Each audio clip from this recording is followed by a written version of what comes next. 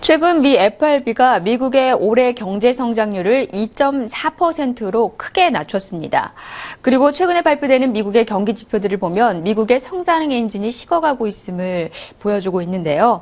그런 가운데 재정 적자를 감축하기 위한 여러 가지 조치들이 나오면서 미 의회 예상국은 이러한 재정 긴축으로 인해서 내년 상반기 미국의 경제 성장률이 마이너스 1.3%로 급락해서 침체에 빠질 것이라고 경고를 했습니다. 미국의 소비 경기가 빠르게 회복되지 못하고 있는 만큼 이러한 미국 경기를 회복시키기 위한, 성장시키기 위한 동력으로서 제조업을 키워야 된다라는 이런 주장이 제기됐습니다. 소비 회복이 빠르지 않은 만큼 제조업을 통한 경제 성장세를 이어나가야 된다는 의견들. 왜 최근 미국은 이러한 제조업 경기 본국으로 회귀하는 이런 흐름들이 나타나고 있을까요? 자, 오늘 삼성경제연구소 박현수 수석연구원과 얘기를 나눠봤습니다.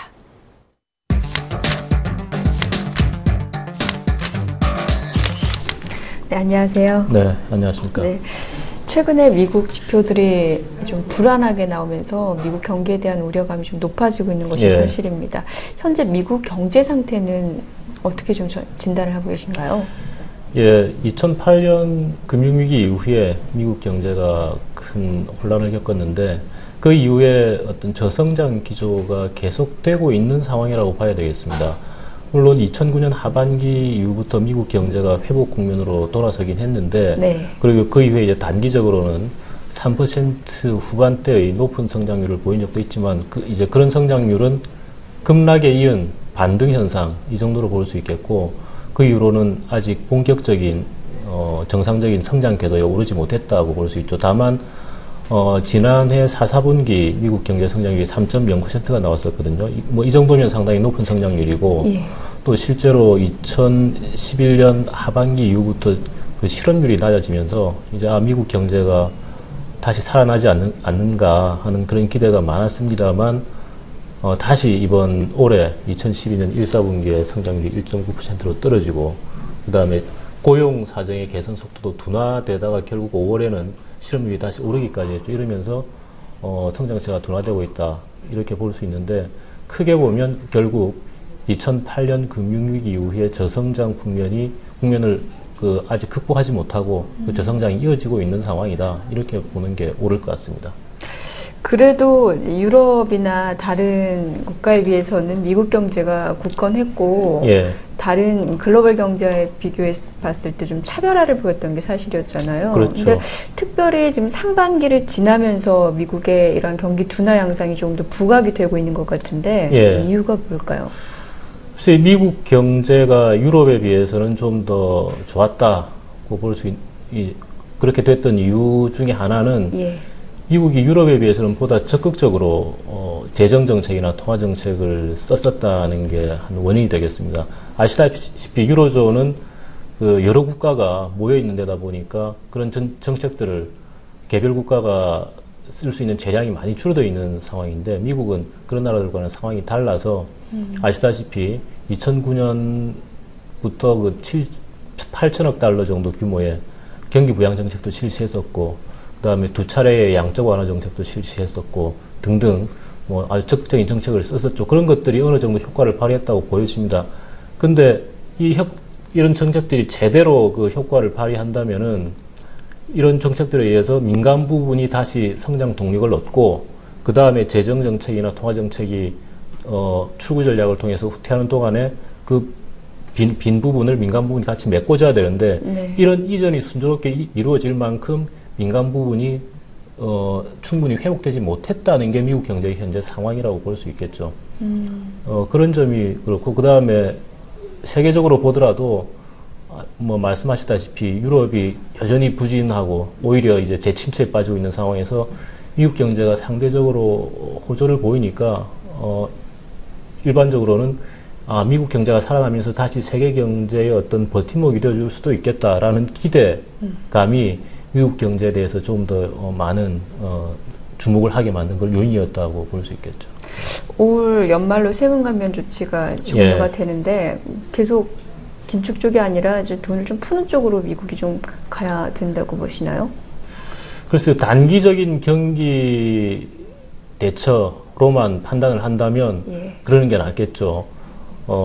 지금 물론 그 정치권에서 타협이 있다면 올해 말로 예정된 세금 감면 종료나 혹은 재정 지출 축소가 좀 더 그 규모가 줄어들 가능성도 충분히 남아는 있습니다. 근데 다만 어느 정도 보완하는 그런 정책 조치들이 나온다면 바람직하겠죠. 다만 그렇게 했을 경우에는 결국 그 장기적으로 필요한 재정 건전화가 더 지연되기 때문에 그 장래에 다시 더 강한 강도의, 더 높은 강도의 재정 긴축 조치를 취해야 될 그런 리스크가 높아진다는 그런 불안은 있습니다. 그러니까 지금 현재 어느 길을 가더라도 쉽지는 않지만 미국 정부로서는 이제 어느 쪽에 단기적인 고통이냐 아니면 좀 더 장기적인 건전하냐 이런 문제에 기로에 서 있다고 볼 수 있겠습니다. 그래서 지금 뭐 이제 재정 적자를 감축하기 위한 여러 가지 조치들이 나오고 있는데 지난번에 예. 보니까 미 의회 예상국이 재정 긴축을 하게 되면 미국 경제가 이제 예. 마이너스 성장을 할 것이다라는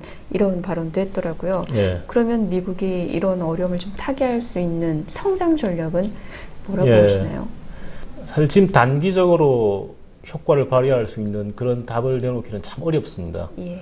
근데 2008년 금융위기 이후에 특히 이제 오바마 대통령이 많이 강조해 왔듯이 결국은 제조업이 성장을 위해서 필요한 게 아니냐라는 인식이 미국 내에서 확산되고 있습니다. 뭐 아시다시피 미국이 과거에는 금융 강국, 금융 쪽에 많이 그 주안점을 두고 혹은 그 하이테크 분야 이런 분야에 집중을 하고 그랬었는데 결국은 양질의 일자리를 창출하고 그걸 기반으로 해서 이제 사람들의 소득을 늘리고 그 소득이 다시 소비로 이어지고 그 소비가 수요를 늘려서 투자를 활성화시키는 그런 선순환 고리를 만들려고 한다면은 제조업 기반 없이는 강건한 제조업 기반 없이는 이제 그런 선순환 구조가 어렵지 않겠느냐라는 것이죠. 그래서 오바마 대통령이 계속적으로 제조업 경쟁력을 강조해 왔고 그다음에 우리가 수출을 통해서 메이드 인 아메리카라는 걸 이제 부활을 시켜야 된다라는 그런 점을 계속 강조해 왔던 것이죠. 예. 그러니까 단기적으로 뭐 그런 게 쉽지는 않겠습니다만은 예. 중장기적으로 미국의 경제, 미국뿐만이 아니라 이제 다른 여러 나라들도 마찬가지죠. 지속적인 성장을 위해서는 어떤 제조업 기반을 소홀히 할 수 없다는 게 대체적인 합의라고 볼 수 있겠습니다. 보통 미국 같은 경우에는 사실 수출보다 수입 국가로 많이 알려지고 예. 소비 국가로 알고 그렇죠. 있는데 제조업을 강화해야 된다. 좀 언뜻 이해는 잘 가지 않습니다. 예, 뭐 제조업이 미국 시장에서 좀 원래부터 좀 그 성장을 좀 이끌어왔던 그런 분야였나요? 미국의 제조업 경쟁력은 뭐 세계 최고였죠. 그래서 전 세계 제조업 생산의 약 40% 정도를 미국이 차지했을 정도로 미국은 제조업 강국이었습니다만 예. 미국 산업 구조가 제조업에서 금융이라든가 서비스업 쪽으로 좀 이전되는 네. 그런 현상이 많이 나타났었죠. 그래서 결국 전 세계 제조업 생산에서 미국이 차지하는 비중 자체도 지금은 20% 밑으로 떨어져서 예. 그다음에 중국에 1위 자리를 내준 상황이고 예.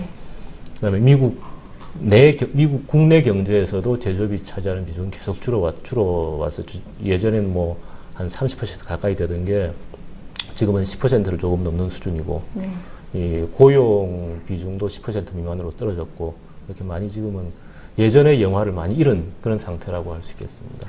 근데 미국 쪽에서도 이제 제조업을 강화해야 된다는 움직임이 나타난다고 얘기를 했는데 뭐 좀 예. 최근 들어서는 그렇다면은 미국 제조업 쪽에 어떤 좀 변화가 좀 나타나고 있습니까? 어떤가요? 일단 이제 위기 이후에 오바마 대통령이 들어오고 나서 제조업을 좀 더 지원하기 위한 그런 정책들을 많이 내놓은 것도 있고요. 예. 또 하나는 그 최근에 이제 좀 화제가 됐었죠. 미국 제조업의 리쇼링. 그러니까 예전에는 생산 시설을 그 생산 비용이 싼 해외로 옮기는 중국이나 이제 실흥국으로 옮기는 소위 오프쇼링이 미국 제조업 기업에서 하나의 붐이었었는데 지금은 그 흐름이 좀 반전되는 기미가 나타나고 있다는 겁니다. 그러니까 그 반전 자체가 아주 큰 흐름이라고 이야기하기는 힘들겠지만 어떤 그런 서서히. 조짐이 예. 있다는 거죠. 그러니까 예를 들어서 GE가 그 루이비라는 곳에 고효율 온수기 생산 시설을 갖다가 이제 설립했는데 그게 중국에 있던 걸 이쪽으로 이전했다는 거죠. 그게 예전에는 찾아볼 수 없었던 현상이라는 겁니다. 그리고 포드 자동차 같은 경우에도 켄터키시에 약 4억 달러를 투자해서 어떤 생산을 강화하는 이런 흐름들이 예전에는 볼 수 없었던 거죠. 그러니까 미국 기업들이 생산 시설을 설립을 할 때는 기본적인 그 입지의 디폴트로 중국 예. 여기를 생각을 했었는데 지금은 그런 그 판단이 조금씩 달라지고 있다는 겁니다. 이제 그게 얼마나 크고 강한 흐름으로 지속될지는 뭐 아직은 쉽게 그 판단하기 힘듭니다만 이런 것들이 미국 제조업이 좀 더 살아나는 신호로 볼 수 있지 않겠냐라는 것이고 물론 이런 요인까지 더해서 2009년 이후에는 미국 경제 내에서 제조업이 차지하는 비중도 조금은 늘어나는 그런 추세입니다. 어쨌든 좀 긍정적인 신호로 볼 수도 있겠죠. 예. 이렇게 좀 생산 기지를 해외로 이전을 시켰던 미국 기업이 다시 본국 쪽으로 옮긴다. 뭐 예. 특별한 이유가 있나요? 제일 큰 이유는 생산 비용과 관련된 문제라고 할 수 있겠죠. 예전에 미국 기업들이 생산 시설을 소위 글로벌 네트워크화해서 이제 생산 시설을 특히 중국 같은 시흥으로 옮긴 이유는 그 임금이 낮기 때문에 네. 그 저임금 메리트를 활용해서 생산 비용을 낮추는 게 가장 큰 목적이었거든요. 예. 근데 2000년 들어서 이제 약 10년간의 기간을 보면 중국에서는 임금이 4배 정도 상승했다고 빠르게 합니다. 상승했죠. 예, 굉장히 빠른 속도로 상승했고 앞으로도 그런 흐름이 좀 더 지속될 걸로 보이고. 근데 그 임금 상승 속도에 비해서 생산성이 개선되는 속도는 좀 늦다는 것이죠. 이제 또 하나는 아무래도 이제 제품마다 그 성격이 좀 다르겠습니다만 기업 입장에서는 고객의 요구에 신속하게 대응을 하는 게 아무래도 그 경쟁력 측면에서 유리한데 네. 이 헤드쿼터와 본부와 그 다음에 그 생산 시설이 워낙 떨어져 있다 보면 고객의 요구를 반영해서 이쪽에서 뭐 예를 들어 샘플을 생산한다든가 해서 다시 가져와가지고 고객에게 보여주고 피드백을 받고 다시 조정하고 하는 이런 과정이 시간이 많이 걸리게 되는 것이죠. 크게 보면 비용 측면, 예. 그 다음에는 효율성 측면, 뭐 그게 크게 이제 작용했다고 보고 또 하나 추가적으로 이야기를 하자면 지금 미국 지방 정부들도 주들도 다 어렵잖아요, 경제가. 네. 그러다 보니까 이런 공장 생산 시설 유치하는 노력이 굉장히 활발합니다. 그래서 이제 그런 것들도 기업들 입장에서는 입지를 결정할 때 중요한 고려 요인이 되는 거죠. 전반적인 배경을 살펴보면 지금 옮길 수밖에 없는 그런 환경으로 가고 있는 것 같은데 그러면 이게 이제 좀 추세적으로 보고 예. 계시는 건지 어떤가요? 글쎄요, 이제 지금 말씀드린 그런 요인들을 보면 네. 중국에서 임금 상승은 계속 좀 뭐 계속 있겠죠. 예. 그 다음에 미국에서도 제조업 쪽을 지원하려는 그런 정책도 앞으로 또 이어지겠죠. 이제 그런 걸 보면 이 흐름이 아주 단기적으로 끝날 흐름은 아니라고 보여지긴 합니다. 그래서 이제 보스턴 컨설팅 그룹 같은 데서 이제 분석해 놓은 자료를 보면 네. 이 미국이 중국에서 수입하는 제품 비용 측면에서의 어떤 전환점에 이른 그런 산업을 자기들이 분석해 보니까 약 그 항공운輸산업 해가지고 뭐 7개 산업 정도가 이전이 있을 수 있는 그런 산업으로 보고 이 산업 같은 경우에는 미국이 중국에서 수입하는 금액이 수입하는 금액의 약 10 내지 30% 정도가 미국 향후 5년 내에 미국으로 이전할 가능성이 있다라고 분석을 했습니다. 근데 물론 지금 미국 입장에서 본다면은 그런 흐름이 좀 더 가속화되어서 촉진되어서 빨리 일자리도 많이 창출하고 지금 현재 이제 있을 수 있는 여러 가지 재정 긴축의 충격이라든가 이런 걸 완화해 줬으면 좋겠죠. 뭐 그건 당연한 바람인데 이 생산시설 이전이라는 게 그렇게 뭐 간단하게 이루어질 수 있는 문제는 아니기 때문에 네. 그 정도로 속도가 빠르겠느냐 하는 점에서는 약간 의구심이 듭니다. 그렇지만 좀 주목은 해봐야 되는 거다. 그렇죠. 미국의 제조업이 부활한다. 그러면은 그 경제 성장 효과는 뭐 어느 정도로 예상할 수 있나요? 글쎄요, 뭐 그걸 간단히 뭐 몇 퍼센트 포인트 이렇게 이야기하기 힘들겠죠. 예. 근데 말씀드렸다시피 제조업 그 부활의 효과를 단기적으로 어떻게 뭐 그렇게 강하게 나타날 거라고 보기는 좀 어려울 것 같고요. 네. 중장기적으로 본다면 아무래도 지금 현재 미국 사회 내에서도 그 양극화의 문제 이런 게 많이 그 제기가 되고 있는데 이 양극화를 좀 더 완화하는 그러니까 일반 근로자 계층의 일자리를 많이 창출해서 소비 기반을 강화하고 그것이 다시 이제 수요와 투자를 창출해내는 그런 선순환 구조를 만들어내는 하나의 뭐 결정적이라고 하긴 그렇겠지만은 좋은 촉매가 될 수는 있을 걸로 보여집니다. 그렇다면 그게 이제 단기적으로 1, 2년 내에 효과를 이야기하기보다는 좀 더 중장기적으로 나타날 수 있는 효과를 생각을 하는 게 좀 바람직하지 않겠나 생각합니다. 네, 얼마 전에 미국 여론조사 업체가 발표한 자료에 따르면 세계 여론이 이제 미국이 아닌 중국을 세계 경제대국 1위로 본다라는 내용들이 있었습니다. 앞으로 세계 경제 속에서 예. 미국의 위치 어디에 서 있을 거라고 전망을 하십니까? 아마 미국이나 이제 외부에 있는 사람들은 중국을 높이 평가하는데 또 실제로 이야기를 들어보면 중국 내부에서는 스스로를 그렇게 평가하는 걸 부담스러워하는 그런 시각도 있긴 합니다. 그리고 실제로 경제 규모만 따져봐서도 중국이 아직 미국에는 많이 미치지 못하는 상황이고요. 지금 우리가 이제 제조업 이야기를 계속했었는데 세계 제조업 생산에서 그 미국과 중국을 비교해보면 아까 말씀드렸듯이 중국이 약 18.9% 정도로 1위를 차지하고 미국이 18.2%로 2위 이 정도 수준인데 이걸 놓고 이제 미국이 완전히 중국의 우위를 내줬다라고 평가하긴 이르다고 볼 수 있죠. 게다가 과거의 미국의 정책과 지금 현재의 정책은 많이 달라져 있기 때문에 앞으로 상황은 쉽게 미국이 이대로 이제 제조업이 계속 쇠퇴해서 어떻게 몰락할 것이다. 혹은 방금 이야기했던 제조업의 회귀 이런 흐름이 더 강화되어서 다시 예전과 같은 영화를 누릴 것이다. 어느 한쪽을 쉽게 단정하기는 어렵다고 봅니다. 결국 그런 변화들은 환경의 변화와 어떤 내부적인 여러 가지 요소의 변화 이런 것들이 합쳐져서 나타나는 것인데요.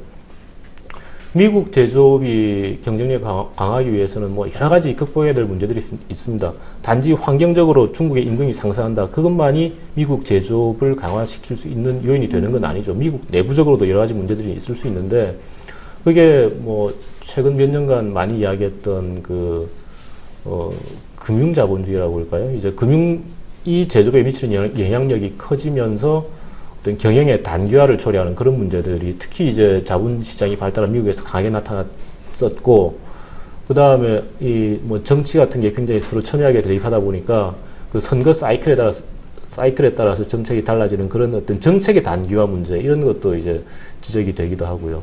그 다음에 미국이 도로라든가 철도, 교량, 항만, 공항 이런 인프라가 예전에 투자해서 아주 넓은 국토에 잘 깔려 있는데 특히 8, 90년대 이후로 인프라에 대한 투자가 줄어들면서 유지 보수가 제대로 안 돼서 상당히 노후화되고 낙후된 측면이 있습니다. 그게 그 노후화된 인프라로 인해서 발생하는 비용도 상당하다고 하거든요. 이제 근데 그걸 투자를 하려고 하다 보니까 재정 자금이 부족한 그런 문제들도 있죠. 이제 이런 여러 가지 문제들이 있는데 이 문제들을 좀 더 새로운 시각에서 어떻게 이제 제조업의 성장을 좀 더 지원하고 촉진할 수 있는 방향으로 구조적인 변화를 이끌어낼 수 있느냐 하는 그런 문제가 앞으로 이제 미국 경제의 성장, 정상 궤도로의 회귀, 성장 그리고 나아가서 세계 경제의 어떤 위상을 가름하게 되는 중요한 요소가 되지 않을까 그렇게 봅니다. 네, 오늘 시간 내주셔서 감사합니다. 예, 감사합니다.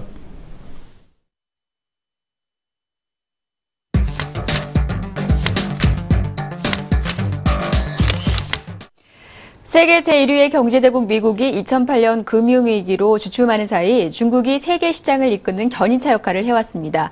유럽의 경기 침체 그리고 지금 중국의 경제 성장률이 낮아지고 있는 시점에서 제조업의 활성화로 세계 시장을 주도할 미국이 다시 한번 세계 최고의 경제 대국으로 굳건하게 설 수 있을지 주목해봅니다. 이순영의 이슈타파 여기서 인사드립니다. 고맙습니다.